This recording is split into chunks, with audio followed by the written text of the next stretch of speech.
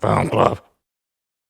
Thank you very much for joining us for another episode of Film Club. I am one of your hosts, Andy Harrison, and with me, as always, it's Andy Donaldson. Salut. Every single week in Film Club, we invite you along to watch a film with us, and this week, we're taking a look at The French Connection.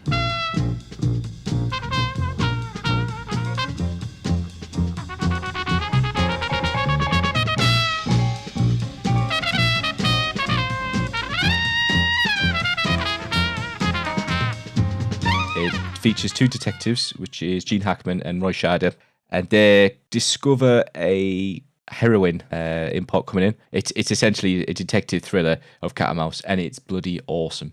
It is, and this is 1971 with Friedkin. So this is before The Exorcist, 2 years before. Yeah, this is before The Exorcist. This is also before the film we did last week, which was The Sorcerer.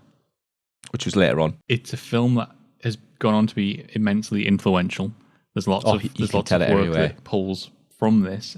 So we mentioned before, it's a weird one to use. We mentioned with The Exorcist, we mentioned with Sorcerer. I couldn't think of the name then. We mentioned with Sorcerer, it's quite a tense experience, tense film, you're on edge. With this, slightly different word, but pure 100% intensity. I was thinking, this is fucking incredible. It felt so well-rounded. I'm really happy with this, mate. The thing that I absolutely adored, and the thing that struck me throughout this film, is its use of locations. It's the way in which they are photographing New York, because this isn't being shot on like big sound stages, and it's also not just being shot in the small elements of New York. This spreads across the entirety of like Manhattan. It's the fact that we're not just getting like downtown Manhattan. We're not just getting maybe just Brooklyn. We're not just getting one flavor of New York. It's not like the New York of film noir. It's not that neon New York. Instead, it's somewhere in between. It feels much more real than those depictions of it. You can truly appreciate the scope and scale of this operation that these guys are going through to catch these drug import, these drug lords and everything like that they want to import the product and everything. You can see at the start where they're hounding the guy, or can we get a tap on his phone, and then they're listening on the phone, which is a great scene, by the way. A great scene. I haven't had a thriller film where I feel this much inside it. I feel this close to everything. Until, and this is another comparison I drew to it, which came a couple of years before, Bullet. Do you remember we were in Bullet and we're going through and you have those amazing camera angles? Yeah, those amazing it scenes. feels quite similar to Bullet. It's unbelievable. Very, very big fan, as you can tell already. I keep saying it.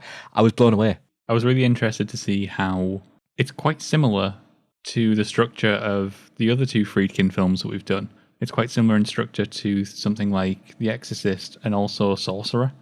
Because immensely different. It's fascinating to see how Friedkin likes to open his films with these sort of almost montage-esque ways of like just showing you story threads that at the time you don't actually know how they connect, and then he's kind of asking you to trust in him for the first half hour of his film, and then he 100%. Starts to bring things together. The music for this film was exceptional. It really hit those notes there where you're thinking, you know what, I'm proper bouncing to the beat, for lack of a better phrase. I'm proper bouncing. I'm really involved. I'm following Gene Hackman. I want him to get this. Come on, he beats there.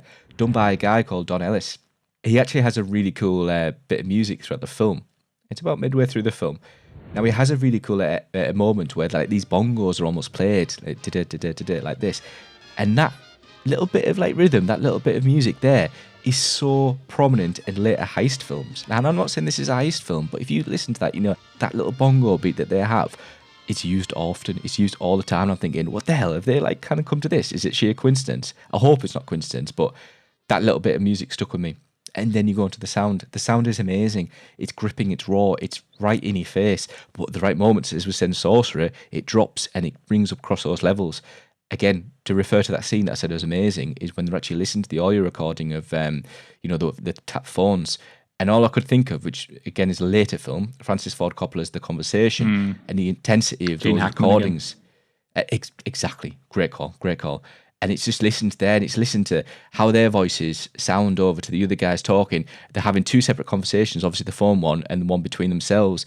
And you know which is the difference. Really, really solidly done. And we would be remiss to talk about this film without mentioning easily the film's crowning jewel, which is the chase.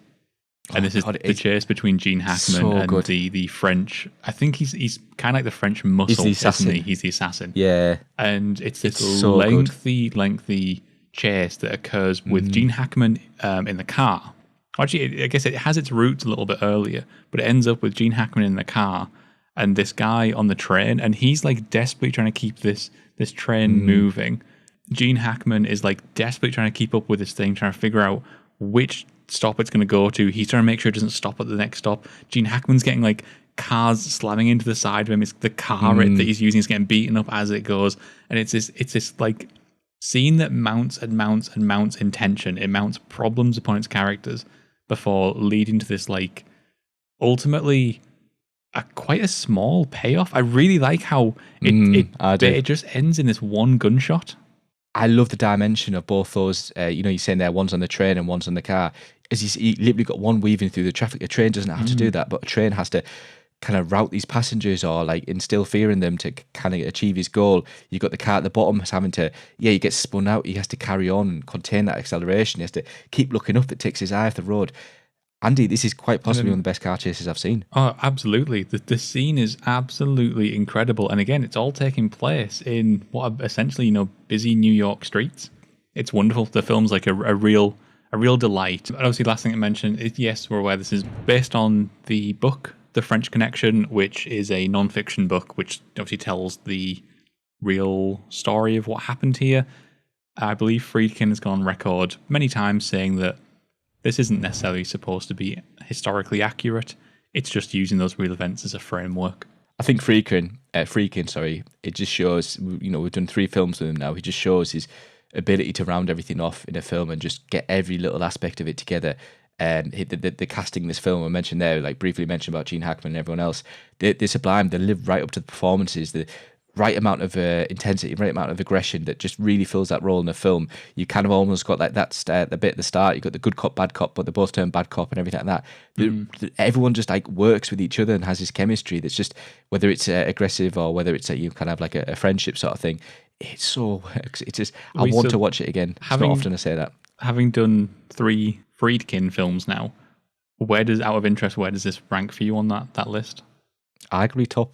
The Exorcist was amazing. It is an experience, but I feel The Exorcist maybe came in with a lot of it's going to be amazing, so that might have heightened my senses. This came in without knowing anything about it, and it's up there thinking, my God, how have I not seen this?